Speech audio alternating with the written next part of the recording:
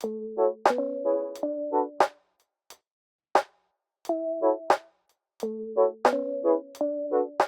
we've prepped 2 corn plants. They still have the roots with the soil surrounding it. And the float test is going to tell us a few things. But first of all, we have to prep these roots. So Ashley has a nice one there. She's going to put it in a 5-gallon bucket full of water, and she's going to oscillate it a little bit, agitate it, trying to loosen up that soil. Some soil textures, this is easier. It is can be easier when the soil is somewhat dry as well. And she's just loosening it up around that root zone. Larvae that are present are going to float to the top. Some people add like Dawn soap and other things to the water because they think that helps bring the larvae to the top, but I don't feel a need to do that.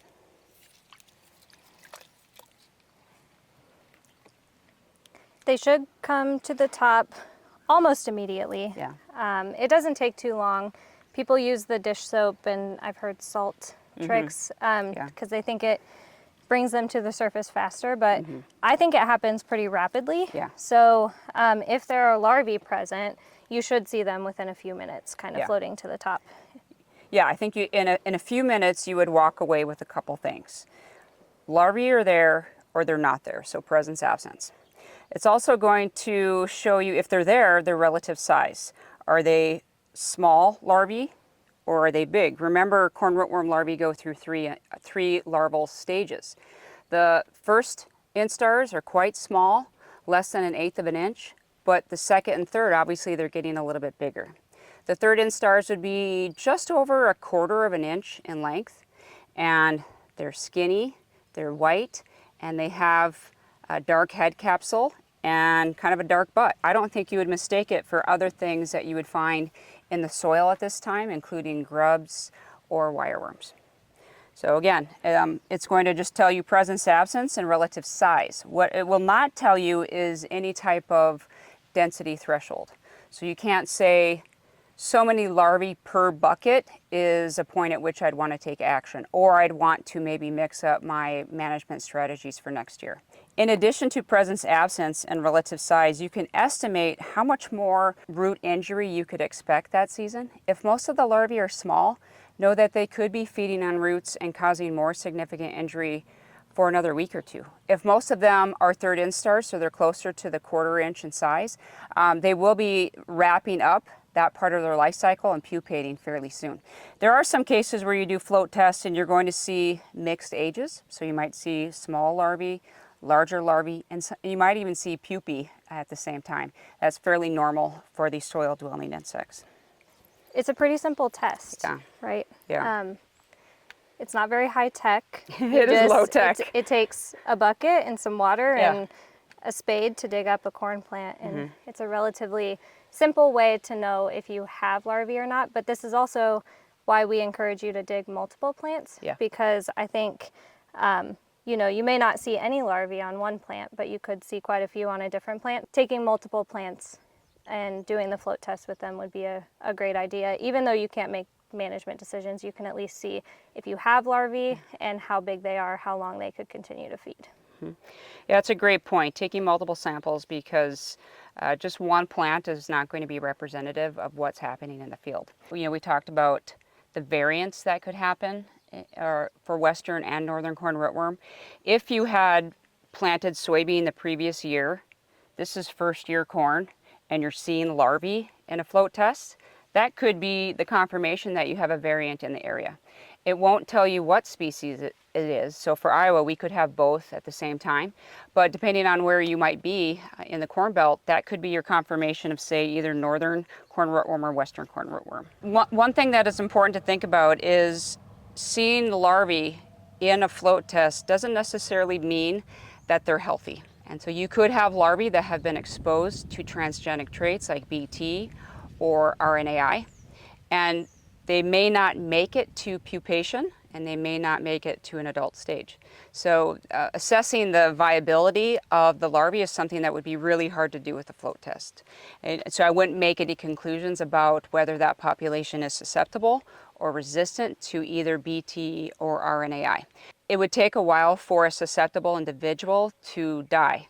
It happens a little bit faster with BT than for RNAi, but it doesn't necessarily mean that they're healthy if you see them. So they could be reduced in size, they could look a little bit off color, and eventually they could just not complete development to the next life stage. The more important aspect for me, in my mind, I don't know how you feel, Ashley, is that insects tend to be kind of clumpy. And especially with corn rootworm, Japanese beetle, they like to aggregate and be by each other. Especially for insects that are highly aggregated to field edge contrast and are mobile, Japanese beetle, corn rootworm, and a few other insects.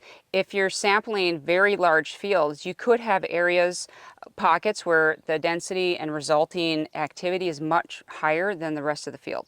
So to take a representative sample, especially for fields that are 100, 500 plus acres, is really important to know, because there will be just natural variability in the population, whether they're susceptible or not. No matter what hybrids you're using, there's going to be areas where there's more rootworms than others. So this has been soaking for a few minutes now, and if we just kind of move this water around, there's usually some foam on the top, so you kind of have to sift through it. And we might see some larvae in here. And okay, we found one. So if we can scoop it up out of the bucket, and you can confirm that it's a corn rootworm larva because it has kind of a two-headed appearance. So it's white and it's slender, but it also looks like it has two heads. It has a dark brown head, but then it also has a dark brown tail plate. So that's how you could tell a rootworm larva from something else that might be in here. I don't really think it's easily confused with other things that you might find when you dig up a corn plant. So this is pretty distinct. And so you can tell with this, you know, just that there is a rootworm larva present, and you can kind of get an estimate of how big it is and how much longer it will continue to feed. So they're kind of, like Ashley was saying, there's usually like a little foam layer on top. The larvae can be quite active when they come to the surface. So you're going to see, basically, they're going to try and swim around on the soil surface. So that's usually my first cue, is I see something kind of squirming in the water. And then you can scoop it up and then take a closer look to make sure it's rootworm larvae. So it's kind of like you're churning butter. Mm-hmm. It's the most unsightly butter you've ever seen.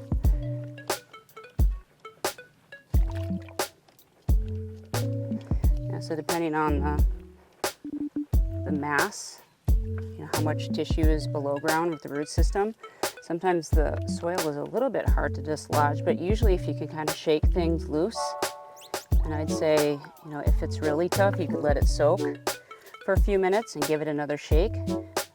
But I think within a few minutes, you would be able to assess the presence or absence of larvae, because again, they're going to float to the top, so just kind of skimming away the foam and looking for little squirmies on the top.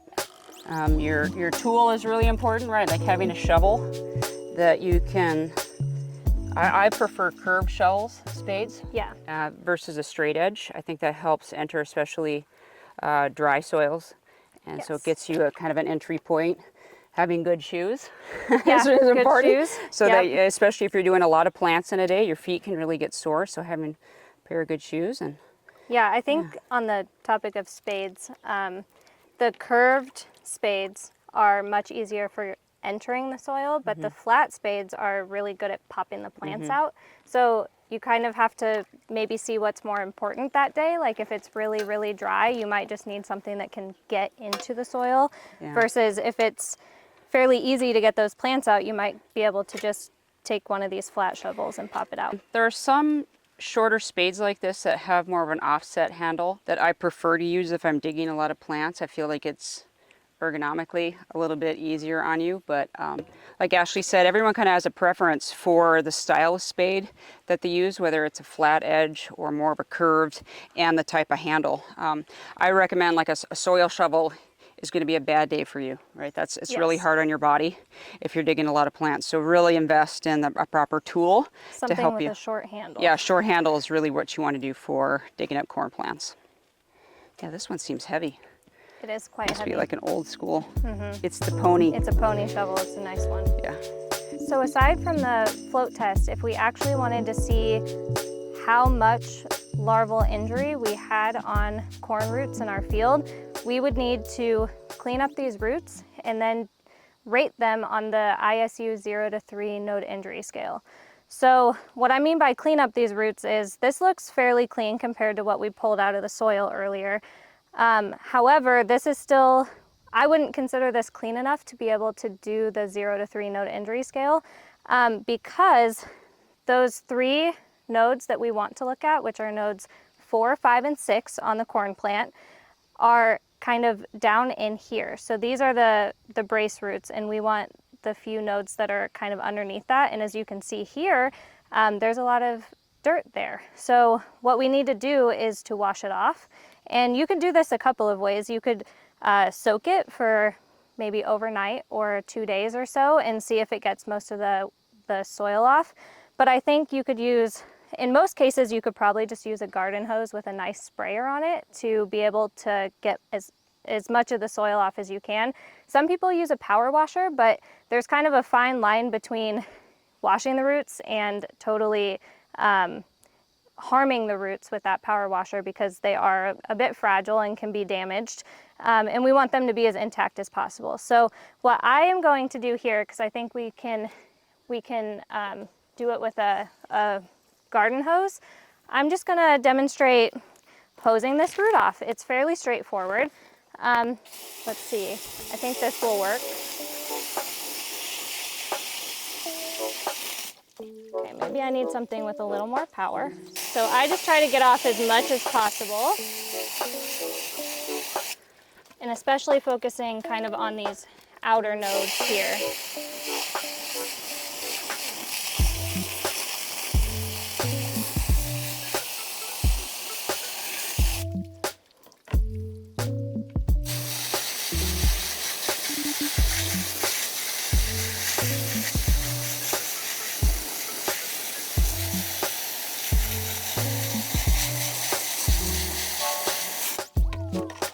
See, it doesn't have to be perfect, but you can see now that we can see a lot more of the roots, and we can definitely see these inner nodes that are the ones that we want to rate.